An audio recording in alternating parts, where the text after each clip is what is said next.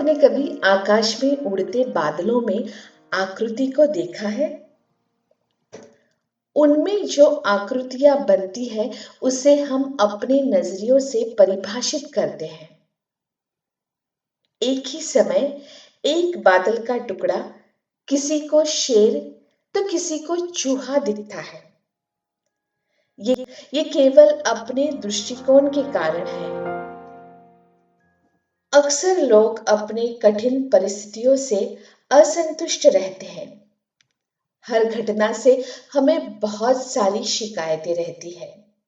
हम कठिन घटना से बहुत व्यथित होकर हमारी प्रतिक्रिया देते हैं।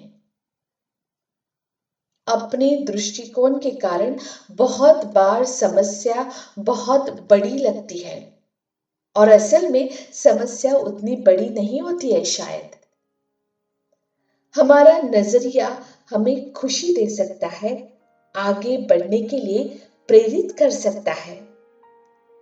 हमारा ये नजरिया हमें दुखी भी कर सकता है और आगे बढ़ने से रोक भी सकता है। कोई भी घटना हमें उतनी प्रिय और अप्रिय लगती है जितनी कि हमारी दृष्टि है। दृश्य चाहे कुछ भी हो, हमारी दृष्टि उसे हमारे नजरिए से परिभाषित करती है, हमें समझाती है। एक आश्रम में गुरुजी ने अपने 2 प्रिय शिष्यों को बुलाया और उन्हें बोला, ये रात और दिन, इसके बारे में कुछ बताओ। पहला शिष्य बोला, जितना देर दिन होता है उतनी ही देर ये अंधेरी रात होती है। एक ऐसा संसार है, उजाले दिन के पीछे काली अंधेरी रात। अंधेरी रात को नष्ट करना चाहिए, सिर्फ उजाला, सिर्फ दिन ही रहना चाहिए। केवल उजाला रहे तो मनुष्य बहुत कुछ कर सकता है, बहुत कुछ हासिल कर सकता है, मनुष्य प्रगति कर सकता है। ये अंधेरी रात हमें नष्ट करनी चाहिए। दूसरे शिष्य ने कहा, हर काली रात के उपरांत एक प्रकाशित दिन की शुरुआत होती है। गुरुजी, सूर्यदेव हर दिन संसार को नई ज्योति से भर देता है। लोग अपने अपने काम पर निकलते हैं। मनुष्य हो, पक्षी हो या जानवर, अपने कर्म करते हैं।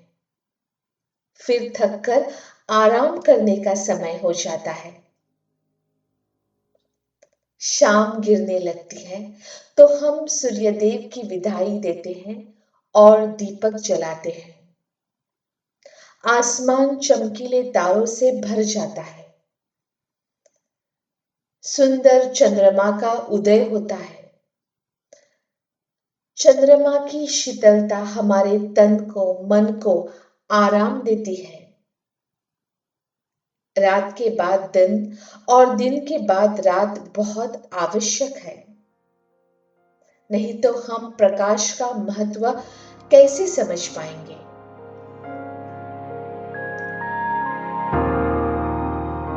संसार एक ही है, सुख दुख सब कुछ है। हम उसे कैसे देखते हैं उस पर निर्भर करता है।